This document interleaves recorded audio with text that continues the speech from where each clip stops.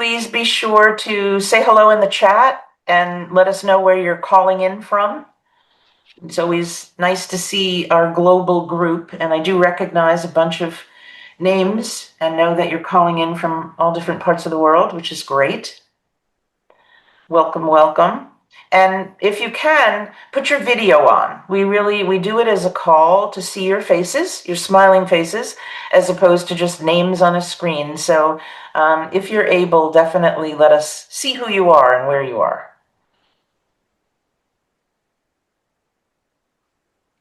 Yeah, lots of people on the call today, which is terrific for this amazing group. I am in cold and dreary New York City. But let's see, we've got India, Indonesia so far, Miami. My goodness. The UAE, wonderful. Wow. We definitely deliver on the global in our name. Wonderful to see everybody. Please do turn on your video if you can, so we can see you. I would leave that off for now, Christy, until about a minute past. Thanks. It'd be just good to everybody see each other. That's why we want to see your faces.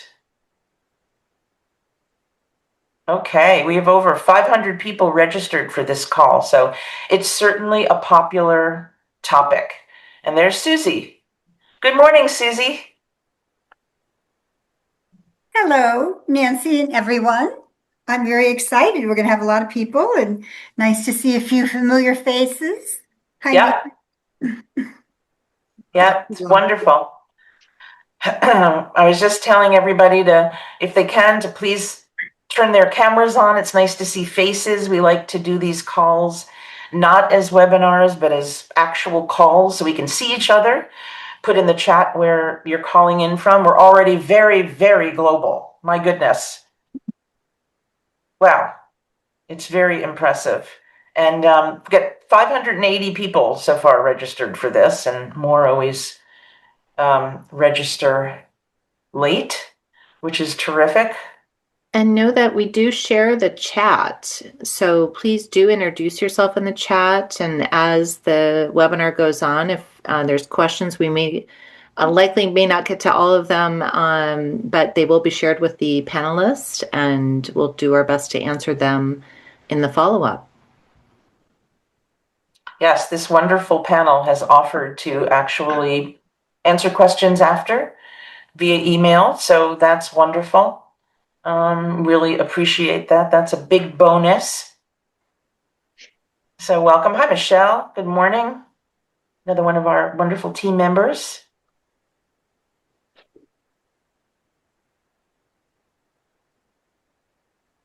Michael, anybody calling in from the International Space Station this morning? I'm not aware of that, but it's always possible. I'm not sure we have Zoom on board, to be honest. Oh, there's something. There's something you could do. Yeah. That'd be amazing. I'm We're sure going to it's only start in just 1 minute. I'm sorry, Luke? Sure. I was going to say, I'm sure it's only a matter of time, Michael. Here's hoping.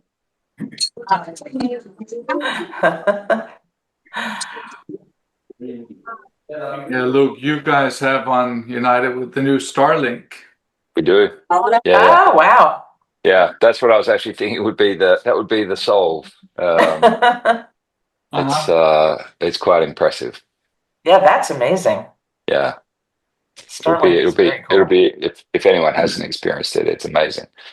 Yeah. So, I've carried like in various tests, FaceTime calls for an hour and a half that didn't drop for the entire duration. It was wild. That's amazing. That's amazing. Wow. It's just like being at home. It's really remarkable. Yeah, that's incredible. Wow. Think of that just in my car. Okay, Christy, over to you.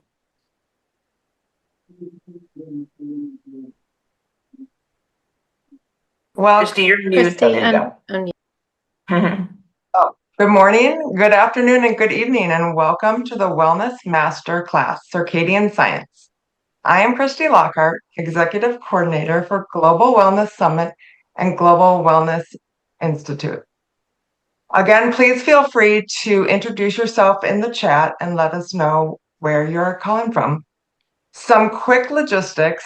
Feel free to choose between gallery or speaker view. Please keep yourself on mute when you're not speaking. I'm muting everyone now.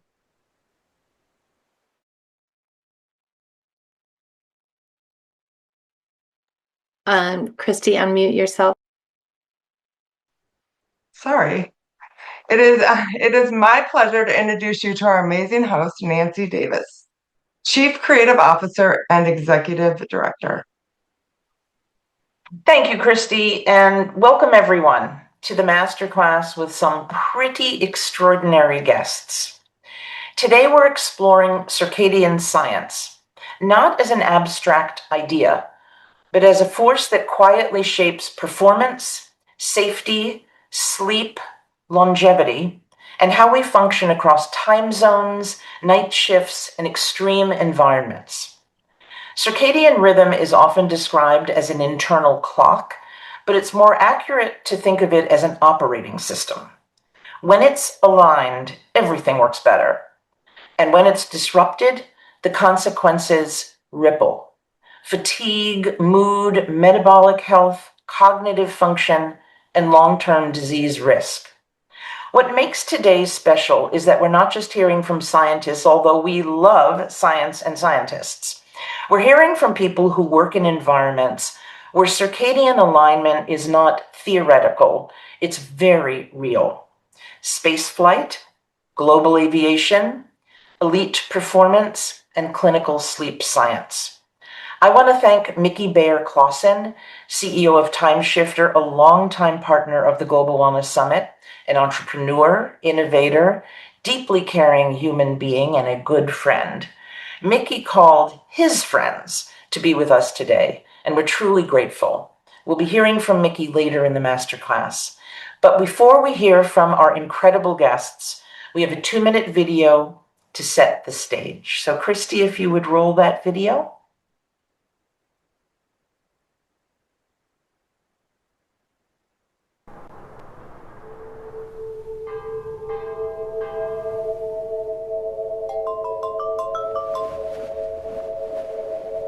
Time.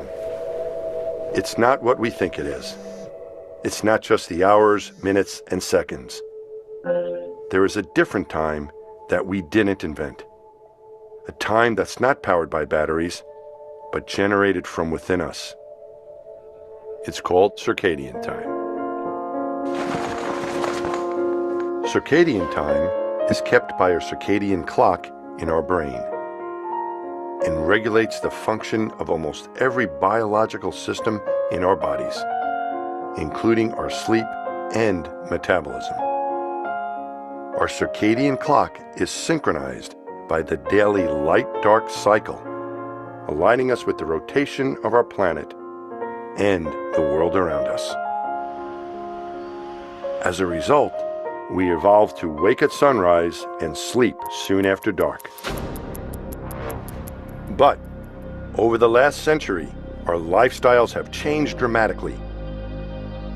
Man-made light lets us change our sleep patterns and meal and exercise timing to fit into our busy schedule. Some even work at night. Brightly lit electronic devices join us in bed and alert us just before we try to sleep. Jet travel lets us move more quickly across time zones. These innovations have inadvertently disrupted our circadian rhythms. We have never before been more distracted from our biology, and it seriously damages our health, well-being, and performance. While we won't give up our modern lifestyles, we must begin to take our biological circadian time seriously. Circadian time will even help us beyond lifestyle and is becoming the new frontier in personalized medicine. By knowing our circadian time and being able to control it, we can live our best and most productive lives.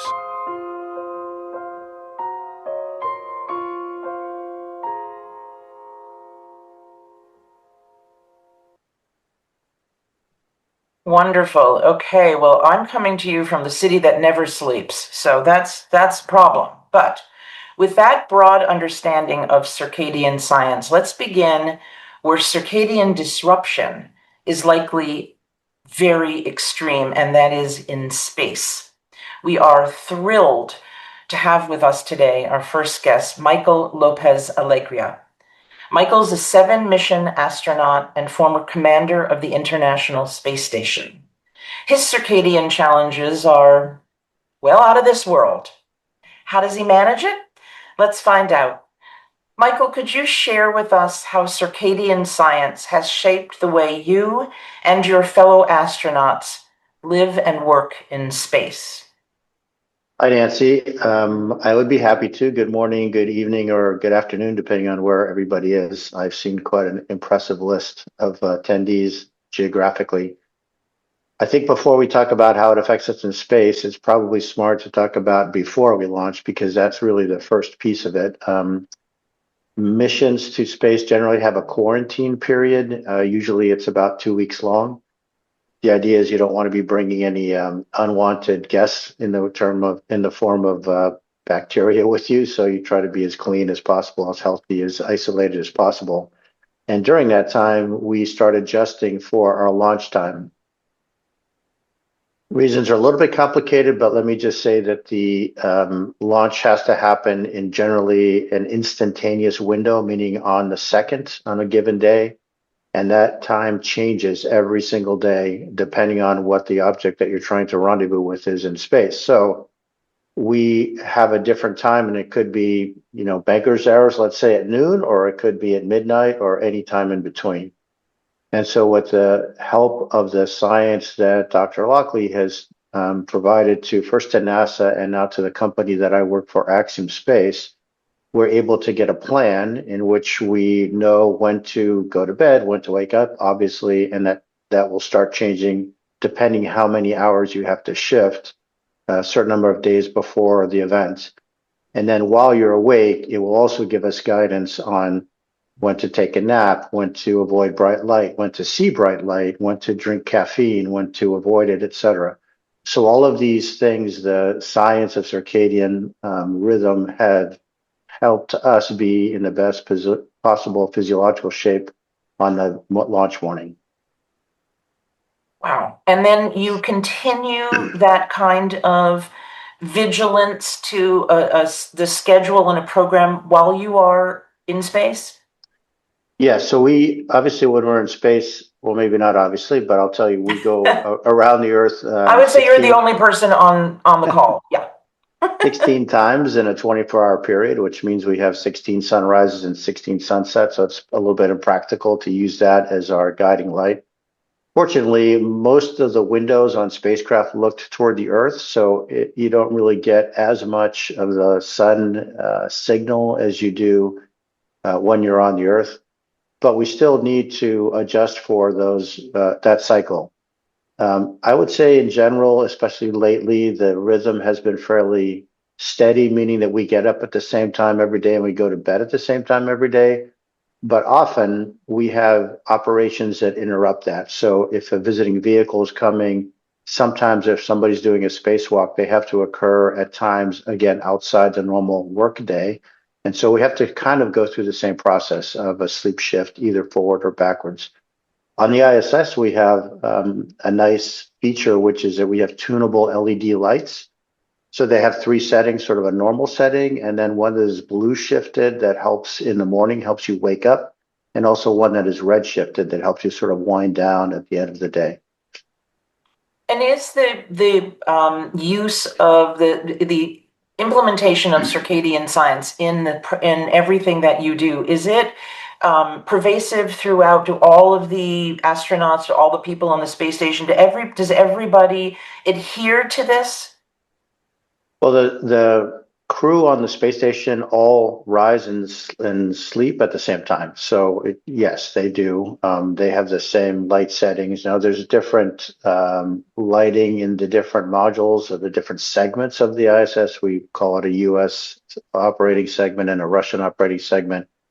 And to my knowledge, the Russian side does not have those lights, but certainly the US, all the USOS crew members, which are generally 4 out of the 7, will have that same shift going on. And I can't tell you what the Chinese do, but I can tell you that from a private company standpoint, Axiom has flown 4 missions to the ISS, and with the help literally of the time shifter app and the science behind it, we definitely follow those protocols. That's incredible. And how does this impact your life when you're back on Earth? Do you continue to like manage your circadian life in a way? What's the impact when you get back? Yeah, 100%. I do a lot of traveling, and again, the time shifter app is sort of my go-to. I will tell you it's extraordinarily effective if you really follow it rigorously. And sometimes that's tough. I can tell you when you're flying from the US to Europe, let's say, especially from the East Coast, it's generally, a short 7-ish hour flight, and the app will invariably tell you to go to sleep as soon as you get on the airplane. That can be difficult, especially if you want to watch a movie or have a meal. So it all depends on your willingness to stick to the plan. Yeah, then I will speak to that later, but I am a devotee. Like I am absolutely religious about following it when I travel because the impact has been tremendous. So, I'm going to ask Dr. Lockley to unmute for a minute because I think Dr. Lockley, at the very beginning of this journey with circadian science, you were instrumental in doing this for NASA. So, can you just take a minute and tell us about the origin of this for space travel?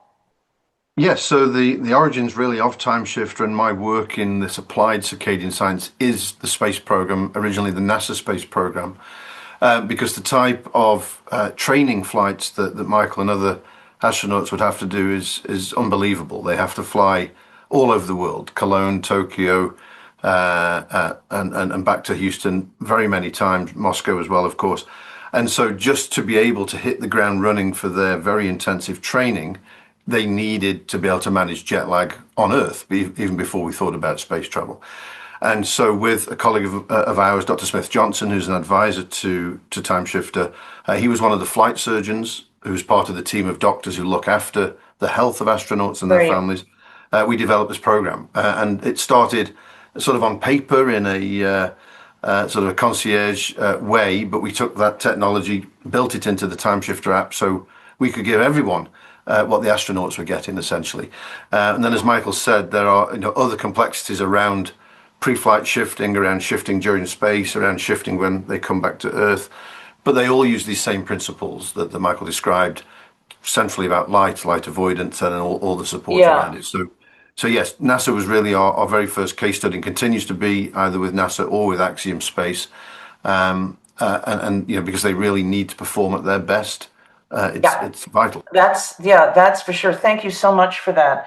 I would say, so, we mere mortals on Earth get to benefit from this extraordinary science that was developed for the space program. I'm going to say that I prefer it to the freeze-dried ice cream that we also all get to purchase if we want to, as something that was developed for NASA that all of us on Earth can partake of. But I prefer time shifting to that. But thank you for that. And we're likely to come back to both of you. Michael, thank you so much.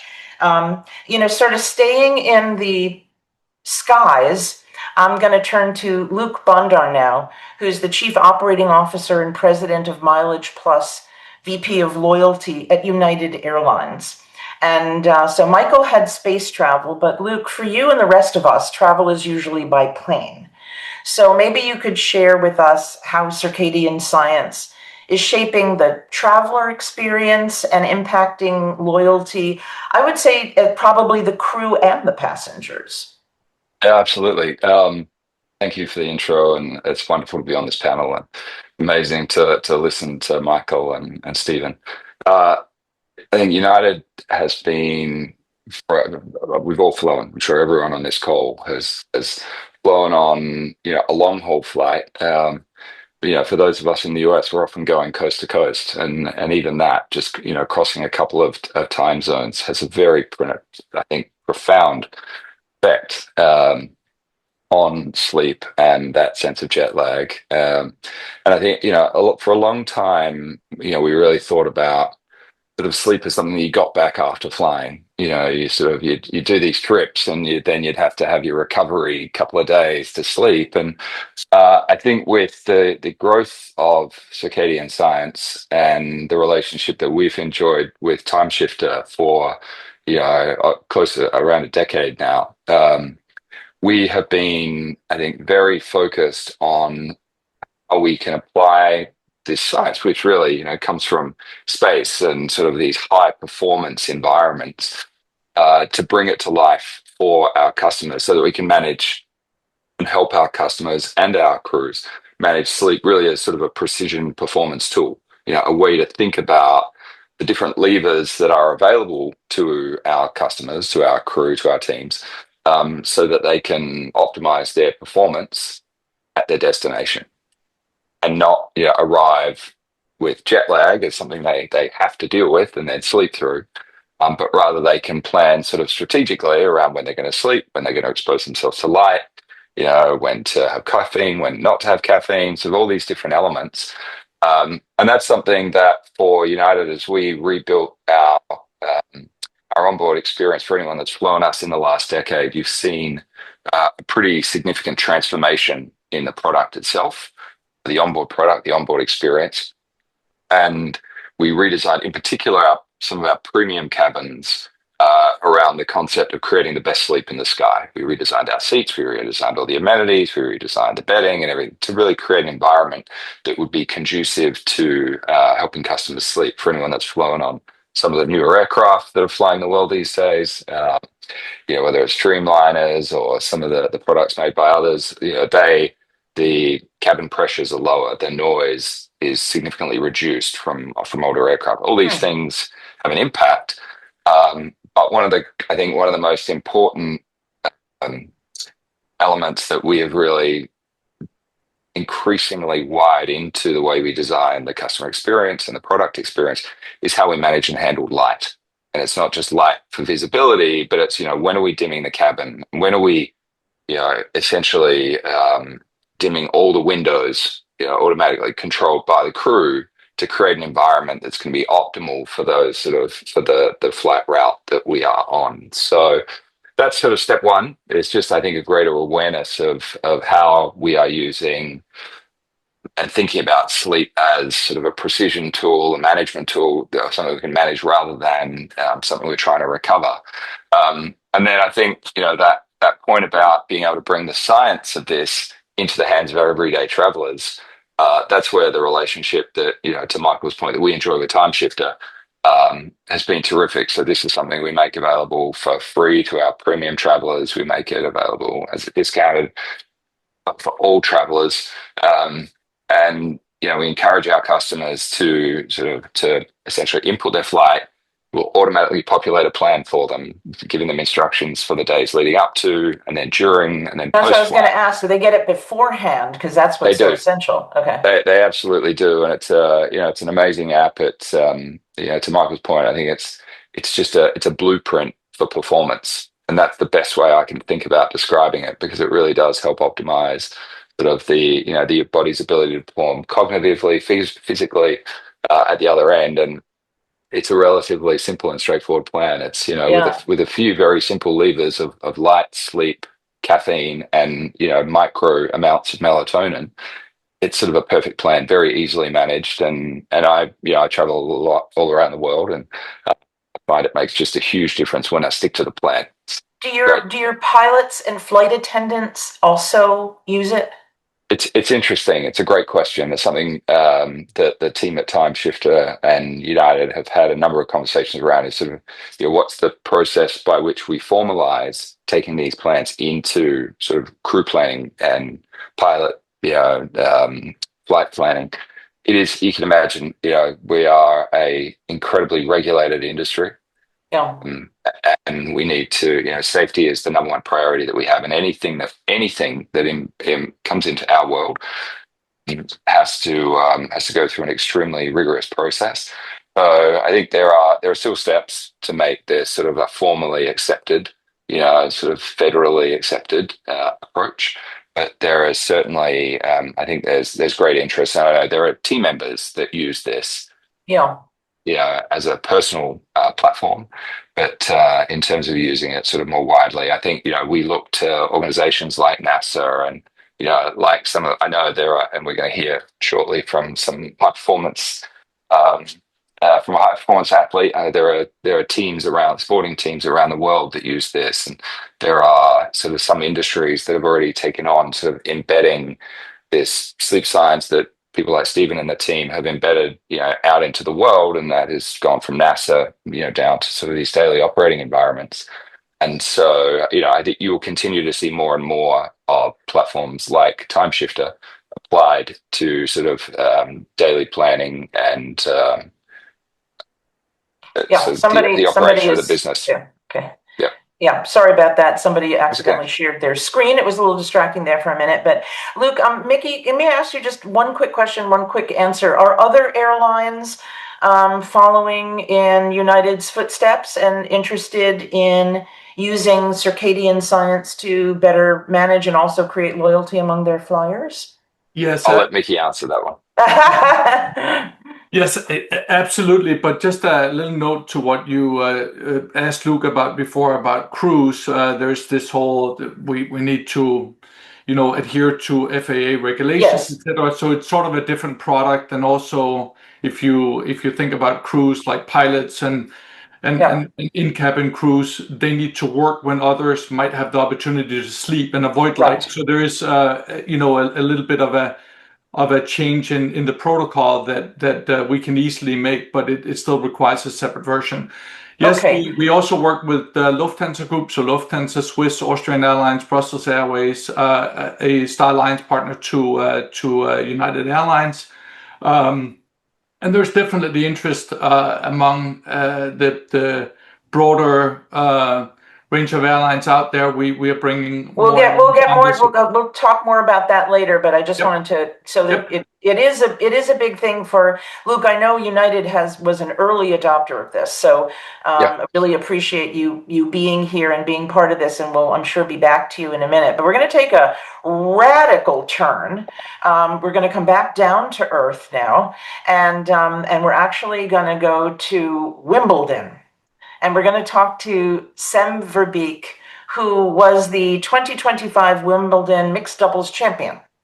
And we're going to talk to Sem about timing and performance and jet lag at an elite athlete level. This is fascinating perspective on circadian science, and I think not one most people are thinking about. But as the conversation, certainly in the wellness industry, turns very often now to performance and longevity and all of these things, hearing from you is just such a treat. So, Sem, tell us about circadian science and the impact on your championship run.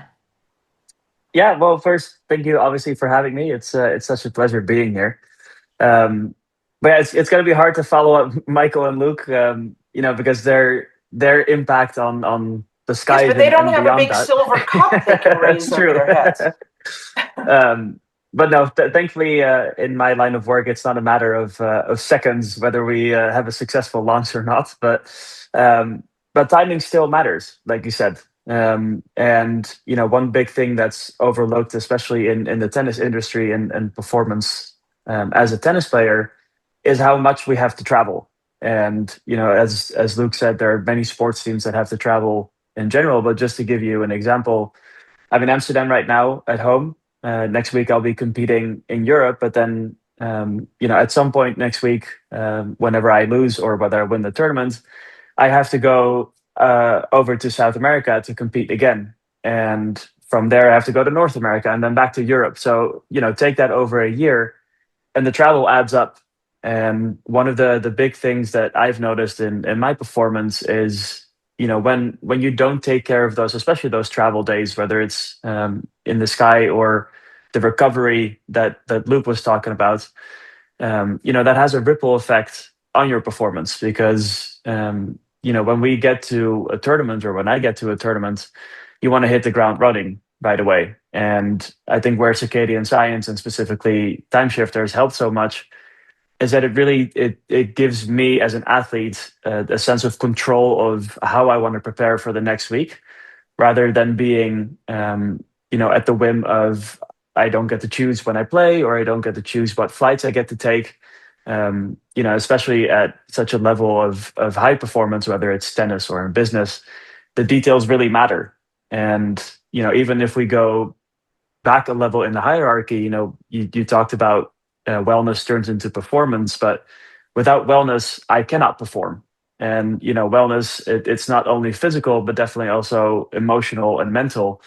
And when I feel like I'm confident in knowing that, okay, my journey, literally and figuratively, from one tournament to the next, is taken care of by high performance science, and now the Time Shifter app, it gives me a lot of confidence to arrive well, literally. And then from then, athletes are always looking at what advantage do I have over the competition, and this is to me still a massively undervalued and overlooked part of what should be part of sports science and not just wellness science, for sure. That is fantastic. And what I was going to ask you, is this a special advantage? Do you share this with your competitors, or do you kind of keep that locked away in your bag with all the spare rackets and not tell them about it? Yeah. No, it's a fun question.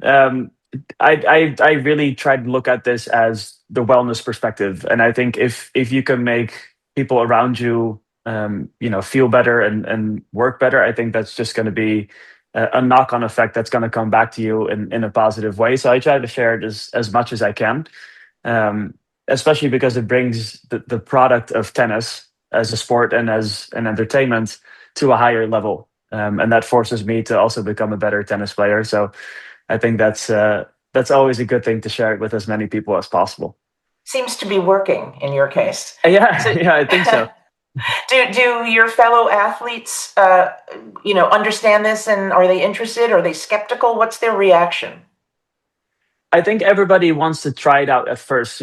I think athletes in general, we tend to have a reputation of having a bit of tunnel vision, where we only want to work on our sport and we want to practice, and that's it. And I think when Luca and when Michael were talking about how Time Shifter does it, it's simple, but simple doesn't mean it's not sophisticated. In fact, I think simple usually means more sophisticated, and especially in the world of high performance, when you can distill things down to the very essence of it, I think athletes grab onto that a lot better than using big words, or people as athletes get a little bit skeptical when you use science and circadian rhythm and words that they usually have never heard of. But when you give something as simple as Time Shifter, people are a lot more willing to try it. And usually it takes one or two tries, and then they're sold. So that's the cool part, especially because, like I said, the ripple effects of not arriving on your destination with a good sense of wellness, stretch that out over a year, and you're missing weeks, if not months, of preparation and timing for high performance. Yeah. Fantastic. I just want to take a moment and say that, we're talking a lot about Time Shifter. I'm sure there are competitors, and we'll talk about that in a little bit. One of the reasons we want to focus on this is to show Time Shifter and Mickey gifts all of our summit delegates the app for a year. So register and join us in Thailand, and boy, am I going to need it going to Thailand. But it's to show how something like this impacts our industry in real world, real time, so simply and so importantly. And as the conversation, continues about longevity and health and performance, this is a key to that. And so it's really important to see how it works in outer space, on the planes we all travel in, and with elite athletes, because we're all. I mean, Michelle Gamble's on the call. She's a pickleball athlete, Michelle, and so everybody does things in their life where this really can have an impact, and that's the importance of all of us looking at that and looking at it with through the eyes of all the people who use it in really various ways. So now I'm going to ask Stephen Lockley, the incredible scientist, doctor behind this, to tell us more about this incredible science. Stephen? Thank you. And again, thank you for the invitation today to speak to everyone. So we've heard about some of the very practical applications of our current solutions for circadian neuroscience, but it's really just the tip of the iceberg if we think about jet lag and shift work and some of these challenges. And if we're thinking more broadly about health and wellness and longevity, circadian neuroscience has a huge role to play. And so I'm going to take a few minutes to sort of look into the future a little bit and show you some of the things we're working on and the field broadly is working on that will take it much more beyond the examples you've heard. And so I'll talk a little bit about how complex the system is, some new advances in meal timing and chrononutrition, and then how we're trying to expand circadian neuroscience into medicine, into wellness and health more generally. So you may have seen a figure like this before, showing all the clocks that we have all over our brain and body. And we have a main clock, the central clock in the brain, which is like the conductor of the orchestra. And this clock on its own controls things like sleep and performance, temperature, and so on. But we also have clocks all over the body. Most of our organs have their own clocks. So the heart, the lungs, the liver, the kidneys, and so on.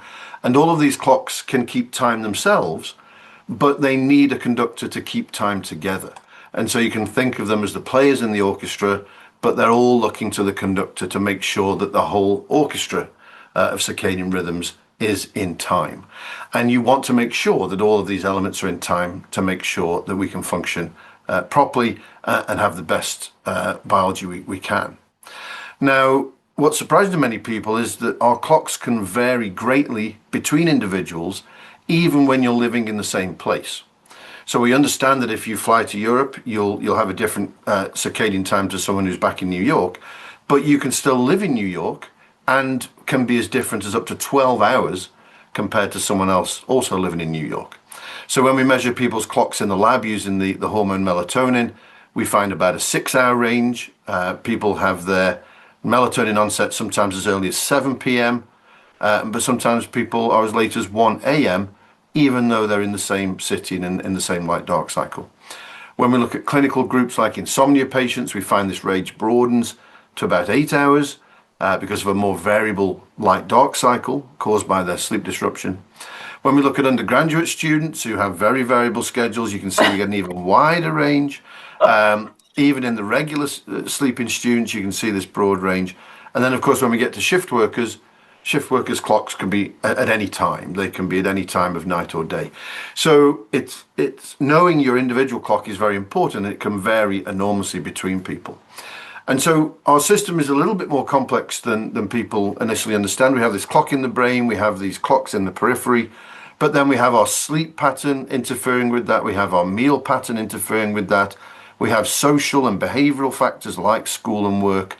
We have electric light, as we heard in the video, which can disrupt us, all of which are disrupting these internal rhythms. And so what we're trying to do is understand all of these different parts and how we can measure and control it.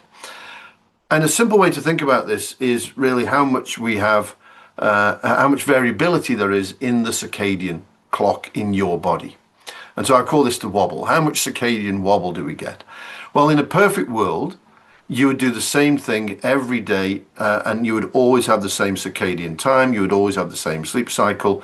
You would have this very stable and non-variable pattern. But of course, in the real world, that doesn't happen. We have to get up early for work. We stay up late at weekends. We're disturbed by children and have to wake up and see light at night and so on. And so even in our day-to-day lives, we get more of this wobble. Our body clock shifts backwards and forwards based on all the things we have to do. And then the more extreme example of that type of wobble is whether you have jet lag or shift work. If you travel to Japan and have to flip your sleep-wake cycle, or you have to work nights and sleep in the day, you can see there's this much greater degree of variability. And so measuring this and then trying to prevent some of this variability is really key to longevity. the greater amount of longevity, the greater amount of variability you have in circadian time. We know in animal models, animals will die sooner. And in fact, there's recent data in humans showing exactly this. This was a study of about 60,000 people who wore a wearable for a week to measure the regularity of their sleep pattern. And then that was compared to mortality rates in an 8-year follow-up. And even though this measured sleep, essentially using the wearable, sleep is a proxy for dark, because you close your eyes when you go to sleep and you open your eyes when you wake up, which means that sleep is dark for the biological clock and wake is light. So even though this was a measure of sleep, it's actually a measure of circadian stability. And so the greater the wobble, the greater the variability, the more circadian problems you'll have. And in fact, they showed, as you can see here, that the group who had the most variability in their sleep and light dark cycles had a much higher mortality rate in this 8-year follow-up. And you can see it was nearly a perfect dose response. The greater the regularity, the less mortality there was. And so this shows us in humans, really for the first time, that this regularity of the sleep and dark light cycle predicts mortality. And this was all-cause mortality, but also you could find the same for cardiovascular disease and for cancers because of those systems that are all over the body. So circadian stability is really important for health and longevity. So we have all these different systems, as I showed you before, but now we have to start thinking about how they interact in a more complex way. Everything I've told you so far has really been about how the central clock is misaligned from the light-dark cycle, for example, with jet lag or shift work. But now we have to think about how are our peripheral clocks misaligned from our behavior, from meal timing or from exercise. Then we have to think about how are our internal rhythms misaligned between the central clock and peripheral clocks, or between peripheral clocks. We need our stomach to be in line with our pancreas, to be in line with our liver. And so all of these different elements of circadian biology now need to be explored so we can understand solutions to help people manage these problems. And we can either measure the clock and then shift behavior to match it, so we can tell you when to do things. Maybe the morning type has to take the pill at 8 o'clock and the evening type has to take the pill at 11 o'clock, so we can shift it to your individual rhythms. Or then if you have an appointment, for example, to get a vaccine that you can't change, we can shift your body clock to match the timing you've been given.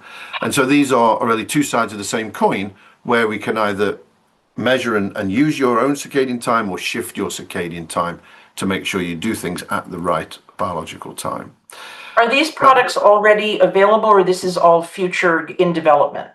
These are all in development. We provide some of this information in our concierge program. So for the meal timing and exercise timing, we already have that capability, and we're building that now into the apps so everyone can have that same help.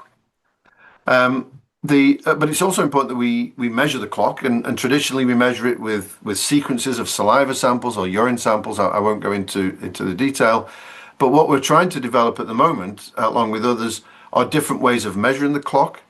And so, for example, to measure peripheral clocks, we think that cholesterol is a very strong marker. You can see that there's this very strong rhythm in cholesterol. It peaks in the afternoon and hits its minimum in the morning. And so we think that measuring cholesterol regularly might be a way for us to tell the time in your liver as opposed to measuring the time in your brain. And then we need to be able to do that with one sample. So at the moment, I have to take lots of samples from you, which is difficult to do and takes too long. But there are new technologies that we're looking into where you can take one sample at a particular time and measure multiple things, and that will give you the fingerprint essentially for that time of day, for that circadian time.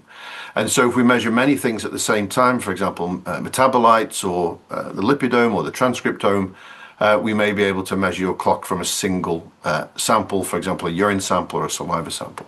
So we're working on these techniques right now to try and translate them to real world settings where you could measure your clock every day easily and then put that information to good use.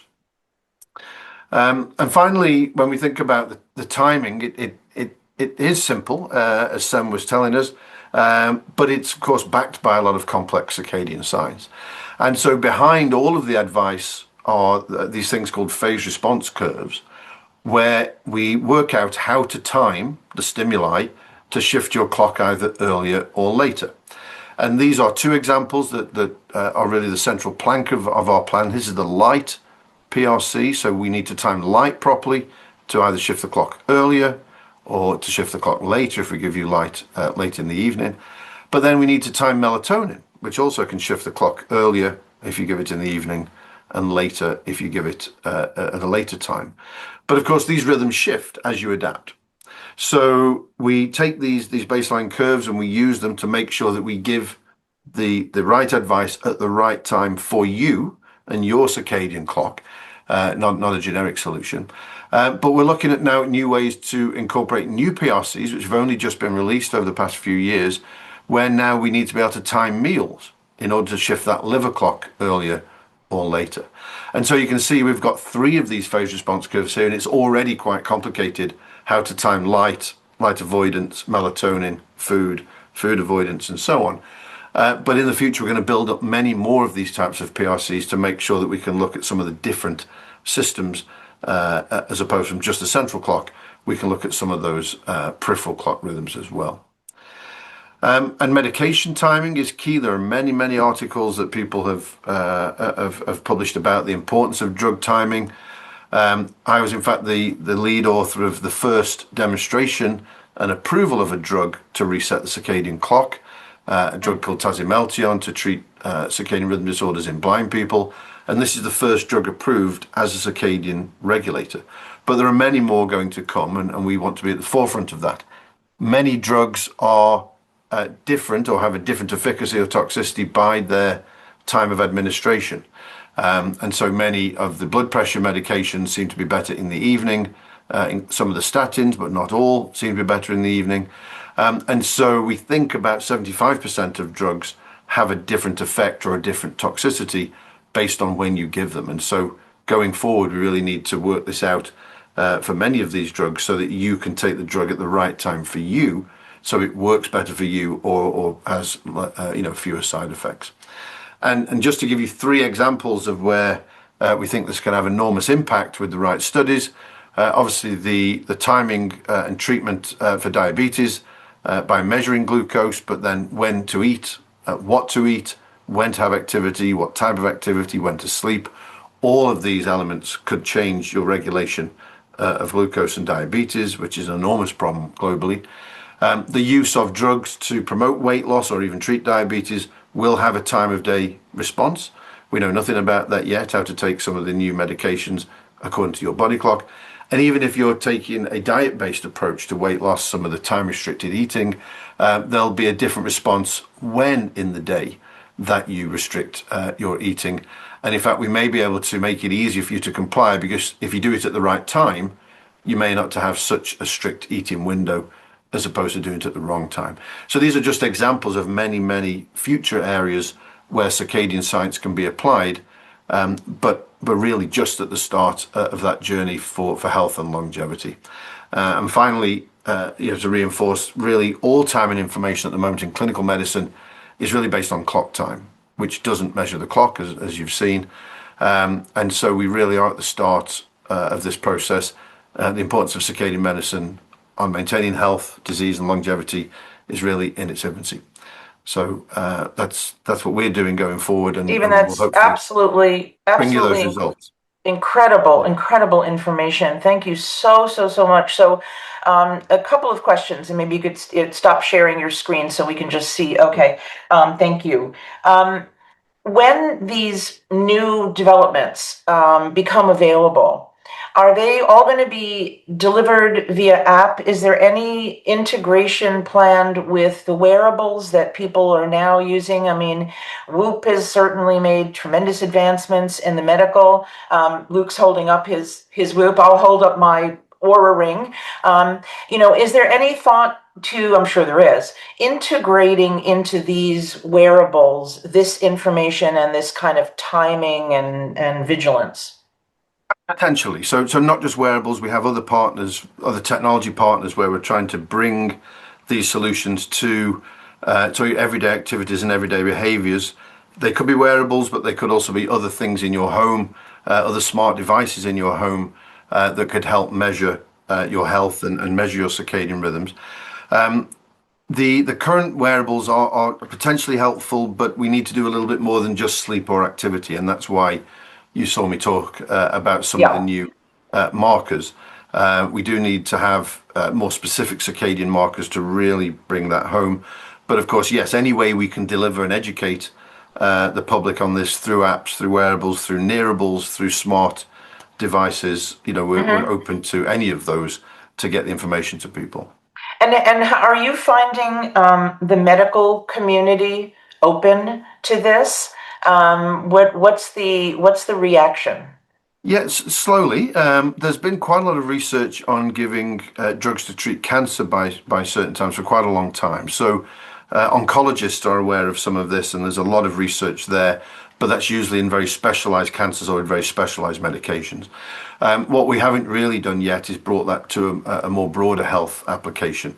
But certainly the medical community knows very much about circadian rhythms. They know about the biology. What they don't yet know is how to apply that. And that's what we hope to provide, those simple solutions, so we can help them measure the clocks of their patients and then give the right advice according to their time. So they're open, but we need to provide them with the tools. Fantastic. Okay, I'm going to now turn to, thank you so much, Stephen. And, the chat's got a lot of questions, and we will make sure that our incredible panel gets those questions, and they've offered to answer them. So you will be hearing from people. There will be a lot of follow-up. But I'm going to ask Mickey now. So, translating circadian science into daily behavior. This is where things get really, really, really hard. And I will attest to being a devotee of Time Shifter. People who know me are literally sick of me talking about it. I find I have no patience for people who complain about jet lag, yet refuse to use an elegantly simple app to help. And I blame Mickey Bayer-Clausen for this. He and his team have created an easy way to make small shifts in travel or shift work, and now in your entire day. You've heard about how that works, and Mickey's going to tell us more. For the record, I am that person, Luke, on the plane, who, when the cabin is dark and everyone is sleeping, I'm watching a movie, I've got my reading light on, and I'm ringing for the flight attendant to bring me coffee. Again, I blame Mickey. Mickey, over to you. Thank you so much, Nancy, and I really appreciate what you at Global Wellness Summit and for that matter, Global Wellness Institute have done for so many years, which is support the field of circadian science. You've been a really amazing and instrumental in creating awareness about the field. And of course, also thank you to Michael and Luke and Sem to sharing their experiences, because we need more people to start talking about circadian science and what it can do for us. It is such an important field. Now, it is hard to turn circadian science into real world impact, but it's also very satisfying and very exciting. And so I'll give you a very brief background on what we're working on at Time Shifter. Some of you might know about our apps, but I'll give you a quick insights here into what we're working on. Let's see, here we go. So at Time Shifter, we are translating this complex science into products. We are currently in 3 different verticals right now, in jet lag mitigation, shift work disruption, and in peak performance or sports performance. Our jet lag app was our first product. It was launched back in 2018. Now it has 1.5 million users, with 500,000 of those users joining last year. So we're definitely seeing an increasing in interest. And then very grateful for the CDC's recommendations. So they recommend Time Shifter for all international travel, which is really helpful in creating credibility around what we're doing. The shift work product was released only recently, but after several years of beta testing and business pilots. So now that's available to help people working shifts optimize their sleep, their alertness, their quality of life, their long-term health. And then, of course, Peak Performance Sports Performance is today in the form of a concierge service we provide. A few numbers here. This is numbers from our jet lag app, where if you look at the graph to the left, you could see that with increased compliance, jet lag severity drops. There's a perfect dose response. We have, by the way, we have data from millions of trips. So we are really enjoying a new view on how the science is working in the real world. Of course, we're staying true to what scientific research is published, but we also go beyond that and try to figure out new patterns and new things going on based on a much larger data set. When people follow our advice, 80% or more, 96.4% did not struggle with very severe jet lag. If they didn't follow the advice, there's a 1,400% increase in very severe jet lag. So the numbers speaks for themselves. What I want to highlight about Shiftwork, our Shiftwork app, and the Shiftwork disruption issue is that, of course, it's a bigger problem than jet lag. Jet lag is a succinct event, happens once in a while when we travel.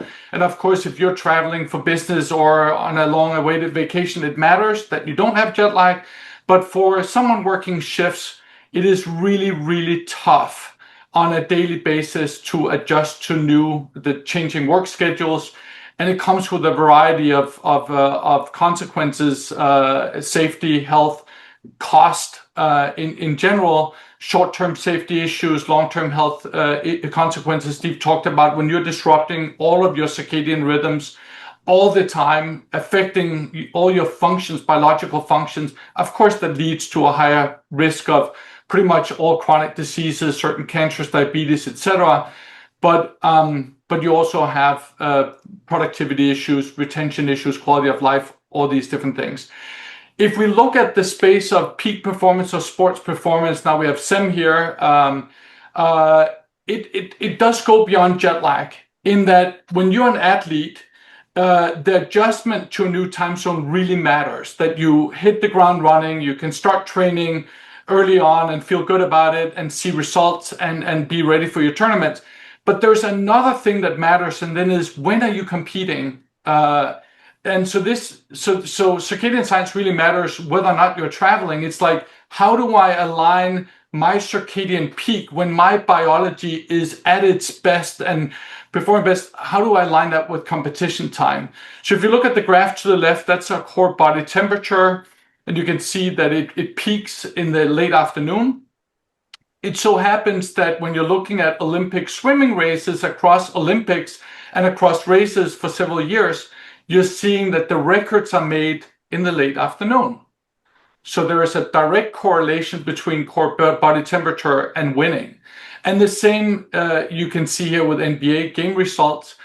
It so happens that late in the afternoon, the teams are winning more. And so the jet lag and alignment to competition times, those two dimensions really, really matter, and is something we're working on.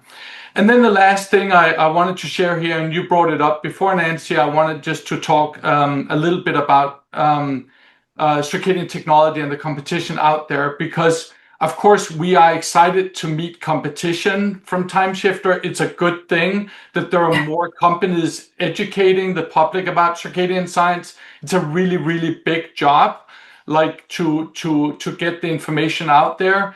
The only frustration we have is that we see a lot of competitors or solutions that doesn't have the scientific integrity and create more noise.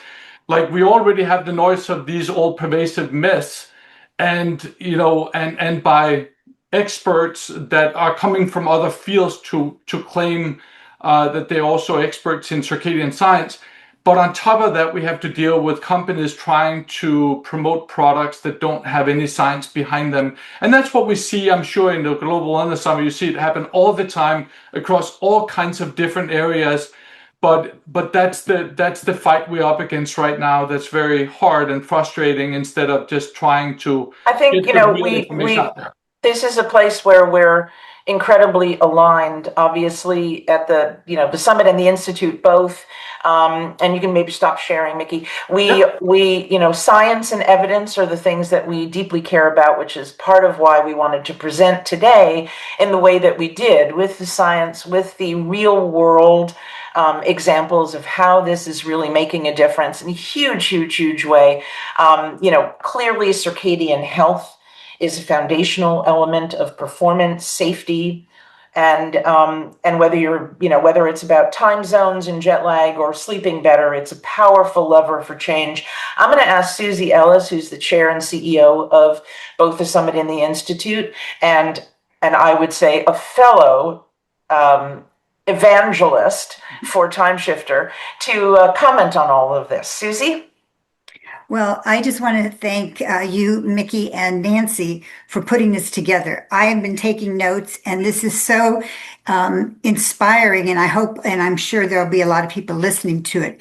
I personally have found Time Shifter to be a godsend. I did one time, I think it was in a month, 3 international trips. And I mean, I'm very religious like you are, Nancy. And my frustration is with people who come up, and I'm sure you all have this, who have their own way of handling their circadian science.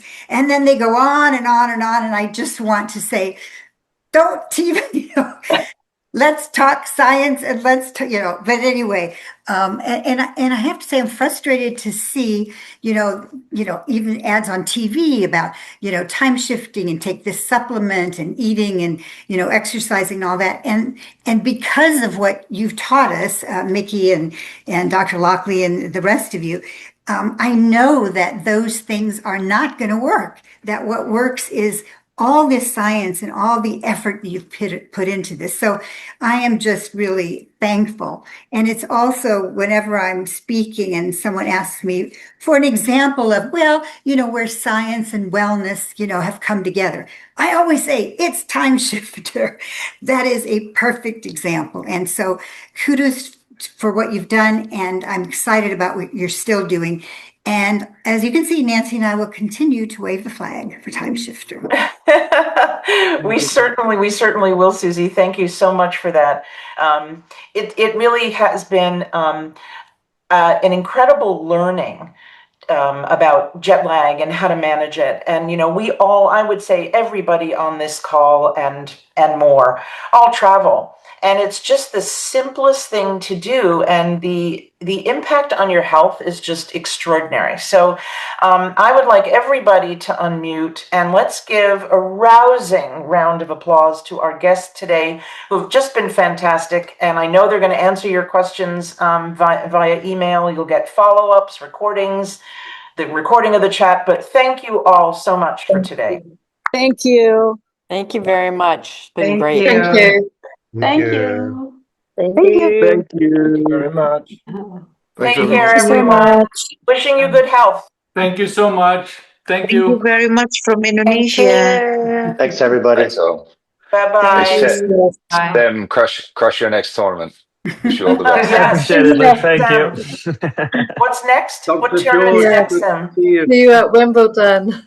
Yeah, Perfect. if anybody in this call is ever at a tournament that I might be at, please reach out because that would be fun. But I'll be in Rotterdam next week, and then like I said, I'll be in Rio de Janeiro and then Santiago, Chile. But the next big tournaments are obviously the French Open and Wimbledon. So I hope to see any and all of you there. That'd be Excellent. Good wonderful. luck. Good luck. Good luck. Bye-bye.